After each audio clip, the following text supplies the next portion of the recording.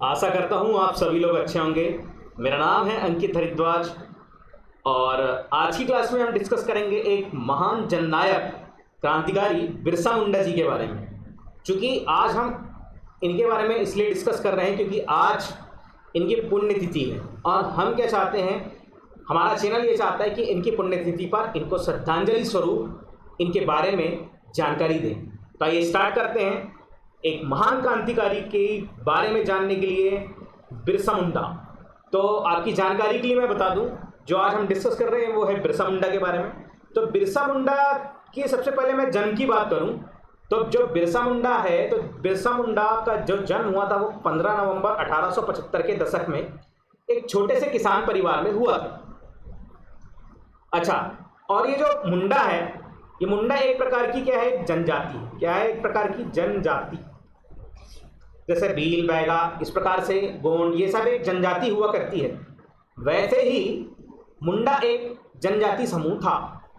और ये निवास कहाँ करता था? ये निवास किया करते थे, इंडिया के मैप में यहाँ पर एक जगह है छोटा नागपुर का पठार, उसका जो झारखंड वाला बेल्ट है उस जगह पर ये निवास करते थे। अच्छा, 1900 के दशक में क्या हुआ था, आदिवासी लोगों का एक संगठन तैयार हुआ। अच्छा, क्यों हुआ था? क्योंकि आदिवासी लोगों का एक लीडर थे जिनका नाम क्या था, बिरसा मुंडा। ये इनके मन में बचपन से ही बात चलती रहती थी कि क्यों अंग्रेज लोग हम पर इतना अत्याचार करते हैं, क्यों ये हम पर हावी होते हैं, क्यों हम इनकी नीतियों का पालन करते हैं। तो ये बातें उनके मन में चलती रहती थी सालों से।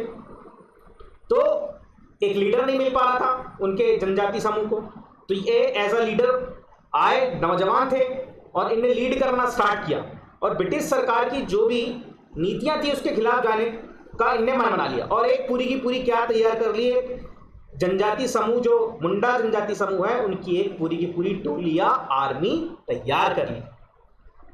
और उसके बाद फिर इनका क्रांतिकारी आंदोलन चालू हो गया। आपकी जानकारी के लिए मैं बता दूं कि ये जो जहां पे ये रहते थे, छोटा नागपुर का ये जो पठार, आप जैसे कि ये इंडिया के मैप में देख सकते हैं, ये जो है, ये देख सकते हैं आप, ये छोटा नागपुर का पठार। अब ये कौन से जोन पर है? ये झारखंड स्टेट के से टच हुआ है, मतलब झारखंड स्टेट के जस्ट करीब में। इसके एडजेसेंट पार्ट्स में कौन कौन से स्टेट है? तो बिहार है, उड़ीसा है, वेस्ट बंगाल है, छत्तीसगढ़ है। ये सारे जो स्टेट्स हैं कवर अप किया हुआ है छोटा नागपुर का पठार। और यहाँ पर एक नदी भी बहती है जिसका नाम क्या है, महानदी रिवर। और आपकी जानकारी के लिए मैं बता दूं, ये जो महानदी रिवर है ये छत्तीसगढ़ के सिंघावा से निकलती है और उड़ीसा में जाकर गिरती है। तो छोटा नागपुर का जो पठार है उसका अगर मैं एरिया की बात करूं तो वो है 65,000 स्क्वायर किलोमीटर का पूरा एक एरिया है। किसका? छोटा नागपुर का पठार। इसको आप याद रखेंगे कि छोटा नागपुर का जो पठार का जो एरिया है वो कितना है, 65,000 स्क्वायर किलोमीटर। तो ये बात हो गई, ये कहाँ रहती थी ये जनजाति। और ये जो थे बिरसा मुंडा, ये रहते कहाँ थे? तो कहाँ रहते थे? छोटा नागपुर के पास, झारखंड वाले जोन में। अच्छा, अब मुंडा जनजाति में तो इनका जन्म हुआ था। इनके पिता और माता की बात कर लेते हैं। तो एक गरीब परिवार में इनका जन्म हुआ था। पिता जो थे इनके क्या थे, सुगनापुर्ती थे, और माता क्या थी, कर्णीपुर्ती। और इन्हीं के पुत्र थे जिनका नाम क्या था, मुंडा, बिरसा मुंडा। और 15 नवंबर 1875 को झारखंड का एक खूंटी जिला है, उसके पास एक गांव है उलियातू, वहां पे इसका जन्म हुआ था, इनका जन्म हुआ था। इनकी जो प्रारंभिक शिक्षा दीक्षा हुई थी दोस्तों, वो हुई थी कहां पर, सालगा एक गांव है वहां पर। उसके बाद पढ़ाई करने के बाद वो चाईबासा में एक GEL चार्ज गोस्नर एवंजेलिकल लुथार, एक मतलब वो क्रिश्चियन लोगों का एक स्कूल था, वहां पे जाकर इन्होंने पढ़ाई की। लेकिन मैं बताया ना आपको थोड़ी देर पहले कि इनके मन में हमेशा समाज में जो अत्याचार हो रहा था ब्रिटिशर्स के द्वारा, उनकी जो नीतियां ये थी जो इन जनजाति समुदाय को हानि पहुंचाती थी, उसके बारे में ये हमेशा सोचते रहते थे। अपने समाज की दशा के बारे में कंटिन्यूसली सोचा करते थे दोस्तों। इनने अपना मन तो बना लिया था जब ये नौजवान थे कि अंग्रेजों से मुक्ति तो पाना ही है, लेकिन उसके लिए पर्टिकुलर एक क्या चाहिए, लीडरशिप, नेतृत्व। तो नेतृत्व करने वाला उस टाइम कोई नहीं था। इनके मन में बात आई कि हाँ, मुझे क्या करना चाहिए, नेतृत्व करना चाहिए।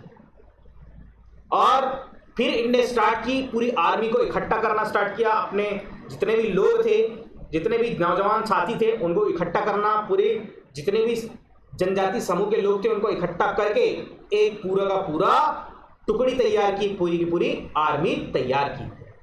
और 1 अक्टूबर 1894 को नौजवान नेता जिनका नाम क्या था, बिरसा मुंडा, सभी मुंडाओं को एकत्र करके इन्होंने अंग्रेजों से लगान कर माफी के लिए आंदोलन किया। मतलब क्या करते थे अंग्रेज उस टाइम, क्या किया करते थे, लगान लेते थे। लगान का मतलब होता है दोस्तों एक प्रकार का कर।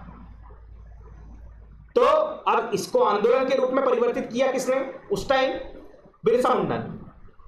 और 1895 में उन्हें क्या कर लिया गया, 1 साल बाद गिरफ्तार कर लिया इसी आंदोलन के तहत, क्योंकि आंदोलन कर रहे थे। और हजारीबाग केंद्रीय कारागार में इनको 2 साल के लिए डाल दिया गया दोस्तों, 2 साल के लिए। इनके साथ इनके कुछ जो साथी थे उनको भी डाल दिया गया। लेकिन बिरसा और उसके शिष्यों ने क्षेत्र की अकाल पीड़ित जनता की सहायता करने की ठान रखी थी दोस्तों। मतलब क्या हुआ था, वहां पे जो लोग थे, वो जो वहां पे जो अकाल पड़ रहा था, उनको उससे उबारना था। तो उनने कभी हार नहीं मानी और अपने जीवन काल में पूरा निरंतरता बरतते हुए लोगों के लिए जिए बिरसा ने, और अंग्रेजों की नीति के खिलाफ गए। ये सब काम को देखते हुए वहां के जो लोग थे उनको भगवान के तुल्य मानते थे दोस्तों, क्योंकि यहां पर जो इंसान है वो लोगों की सहायता कर रहा है, हेल्प कर रहा है, उनके कहीं ना कहीं काम आ रहा है। तो लोग उनको भगवान का दर्जा दे दिए थे और उनको लोग धरती बाबा के नाम से जाना जाते थे। लोग धरती बाबा के नाम से पुकारते थे दोस्तों, धरती बाबा के नाम से। एग्जाम में आपके क्वेश्चन आ सकता है कि धरती बाबा के नाम से किस व्यक्ति से को पुकारा जाता था, तो आपको क्या आंसर टिक करके आना है, वहां पर बिरसा मुंडा को पुकारा जाता था धरती बाबा के नाम से। अच्छा, इनका प्रभाव इतना था, इनकी लीडरशिप इतनी शानदार थी कि अंग्रेजों के कान खड़े कर दिए थे इनने अपनी पूरी लीडरशिप के कारण। अब अंग्रेजों को के कान अगर किसी ने खड़ा किया था तो वो ये व्यक्ति थे, एक भगत सिंह और एक बिरसा मुंडा। तो ऐसी लीडरशिप होना चाहिए दोस्तों। इसके बाद नेक्स्ट स्लाइड में देखते हैं हम। अच्छा, एक बार क्या हुआ था, 1897 से 1900 के बीच मुंडाओं और अंग्रेजी सिपाहियों के बीच युद्ध होते रहे। बिरसा और उसके चाहने वाले लोगों ने अंग्रेजों की नाक में इतना दम कर दिया था, इतना दम कर दिया था कि पूछो। अच्छा, अब ये जो जब ये युद्ध लड़ते थे तो ये अपने सिपाहियों के साथ तीर कमानों से लैस होते थे। इनके पास कोई स्पेशल वेपन नहीं हुआ करता था, इनके पास क्या हुआ करता था, तीर कमान। और फिर इनने क्या किया, जो ब्रिटिश शासन का जो एक थाना था खूंटी, वहां पर इनने क्या कर दिया, आक्रमण कर दिया। और फिर क्या हुआ, 1898 में तांगा नदी, वहीं पे करीब में तांगा नदी है के किनारे मुंडाओं की भिड़ंत अंग्रेजों सेनाओं से हुई, जिसमें पहली तो अंग्रेजी सेना वहां से पूरी तरीके से मुंडा सेनाओं से हार गई। लेकिन इसके बाद आदिवासी नेताओं की क्या कर ली गई, वहां पर गिरफ्तारी कर ली गई। और जनवरी 1900 में क्या हुआ, डामरी पहाड़ पर एक और संघर्ष हुआ दोस्तों, जिसमें बहुत सी औरतें और बच्चे मारे गए। और यहां पर एक सभा चल रही थी जिसको संबोधित कर रहे थे बिरसा मुंडा, जहां पर बहुत सी औरतें थी और बच्चे थे। तो उस सभा में अंग्रेज लोगों ने आकर फायरिंग की और उनको मार दिए। बाद में बिरसा के कुछ शिष्यों को क्या कर लिया गया, गिरफ्तार कर लिया गया। और फिर 3 मार्च 1900 को चक्रधरपुर में फिर से बिरसा मुंडा को गिरफ्तार कर लिया गया। और मैं आपकी जानकारी के लिए बता दूं कि इनकी जो मृत्यु हुई थी दोस्तों, वो अंग्रेजों के द्वारा जहर दिया गया था बिरसा को, क्योंकि इनने इतनी नाक में दम कर दिए थे कि क्योंकि तो अंग्रेज ये चाहते थे कि ये हमारे कांटे का एक रास्ता, हमारे रास्ते का एक कांटा है, इसे हटाना बहुत जरूरी है। तो अंग्रेजों ने क्या किया, एक प्लान बनाया, इसको गिरफ्तार करे और खाने में जहर डालकर इनको मार दिया गया। और आपकी जानकारी के लिए मैं बता दूं कि इनको क्या आज ही पूजा जाता है, बिहार, उड़ीसा, झारखंड, छत्तीसगढ़, पश्चिम बंगाल जैसे जितने भी आदिवासी इलाके, वहां पे बिरसा मुंडा को दोस्तों भगवान की तरह पूजा जाता है, भगवान की तरह उनको दर्जा दिया जाता है भगवान। और आपकी जानकारी के लिए एक और चीज बता दूं जो आपके एग्जाम पॉइंट ऑफ व्यू से इंपॉर्टेंट है, कि पूछ लिया एग्जाम में कि बिरसा मुंडा की समाधि कहां पर है, तो आपको क्या टिक करके आना है, रांची में कोकर के निकट एक डिस्टिलरी पुल के पास स्थित है। मतलब कुल मिलाकर झारखंड में जो रांची है वहां पे एक डिस्टिलरी पुल है, उसके पास इनकी क्या है, समाधि स्थित है। और वहीं पर उनका एक स्टेच्यू भी लगा हुआ है, उनका एक स्टेच्यू भी लगा है उनकी समाधि पर, उनकी स्मृति में। और वहीं रांची में बिरसा मुंडा केंद्रीय कारागार भी है और एक बिरसा मुंडा अंतरराष्ट्रीय विमान क्षेत्र भी है। तो दोस्तों, मैंने आपको ये कहानी इसलिए बताया क्योंकि आज इनकी क्या है, पुण्यतिथि बिरसा मुंडा।